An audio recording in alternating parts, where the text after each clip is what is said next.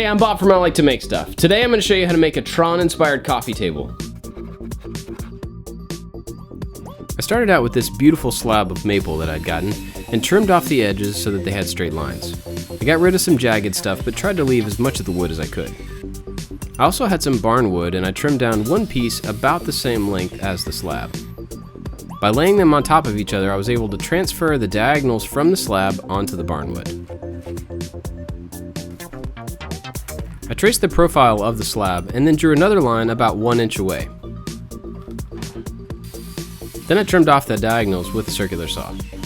Then I used a jigsaw to cut along the 1 inch offset line. I cut a few more strips of the barn wood to act as an outer band of the table. I flipped the pieces over and then lined up where the edge bands would sit.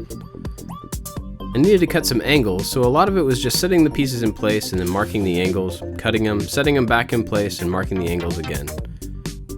It's kind of trial and error when you're working with old wood like this that's not exactly square.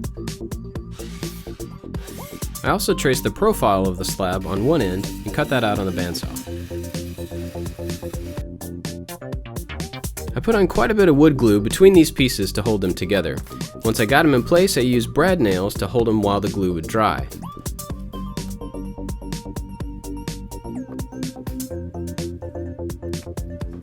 Once it was all held together, I could stand it up and then pre-drill some holes to add some finishing nails. The combination of 2-inch finishing nails and wood glue ends up being pretty strong. I used a piece of melamine and covered it with some paste wax to make sure that nothing would stick to it. Then I put the tabletop on upside down. I clamped each piece down really well to get rid of any gap between the wood and the melamine. Then I mixed up a whole bunch of 2-part epoxy. I estimated the volume here based on the length, width, and depth of this gap. I had a little bit left over, but it was pretty close. Even though it was clamped down, a lot did spill through, so I sanded it off with a belt sander. Make sure that you wear a respirator and have plenty of ventilation when you're doing this. This dust gets everywhere, especially in the little holes that are left by bubbles. Just clean those out with a brush and a vacuum, and then go back and fill them with a little bit extra epoxy. After it was fully cured, I sprayed the back side of it with a frosted glass spray. Then I needed to level out the underside, so I measured a few areas and cut blocks of wood that would fit in there. I glued them down and then held them in place with brad nails. I also glued on some scrap plywood about 1 inch back from the edge of my gap. This is to create a little wall that I'll add LEDs to in just a minute. These LED strips are really inexpensive and often come with an IR receiver, a remote, and a power supply. You can cut them to length at any one of the little markers, which are about every 3 inches. They also often have adhesive backs to make it really easy to stick them to things. After a fair amount of sanding, I flipped the table over and added some finish. I used a tung oil finish, which ends up being a nice protective, kind of hard finish without looking like a really heavy polyurethane. I just did a few coats and then the tabletop was done. The base for this table is going to be made by sandwiching together several pieces of 1/2-inch plywood. I cut down a bunch of different pieces for all the different sizes that I need, including the sides, the top, and a shelf. The side panels will end up looking like this, and the shelf will slide into that groove.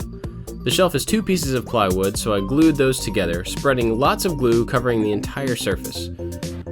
Once it was all lined up, I clamped it together for the glue to dry.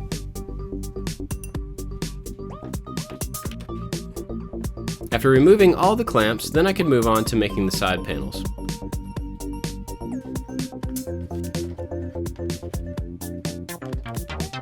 I sandwiched 2 full-size pieces together and clamped them. Then I added the 2 short pieces onto the end. These are going to go under the shelf along the floor. When you have multiple pieces and lots of glue, clamping can be a little difficult because they slide around. Take your time, make sure to keep them lined up, and then add your clamps as you go. Now once those dried, I removed all the clamps and I made a duplicate for the other side. I added glue to both side panels and then set the shelf in place. When you clamp this together, you have to apply pressure from 2 directions. You want to make sure that you get rid of all the gaps in between the shelf and the legs. After this dried, I added 2 more panels to the inside of each leg. This makes it a bit stronger, but mainly it's so you have a thicker leg and you see more plies along the edge.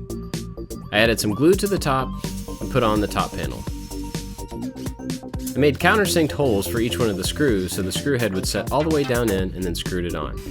I sanded everything down really well and then used the same finish that I used for the top. Finish like this really shows off the contrast in the plies and makes them pop. The last thing was to drill a hole for the IR receiver. I made a smaller hole from the top to make sure it would fit and then flipped it over and drilled a larger hole from the bottom.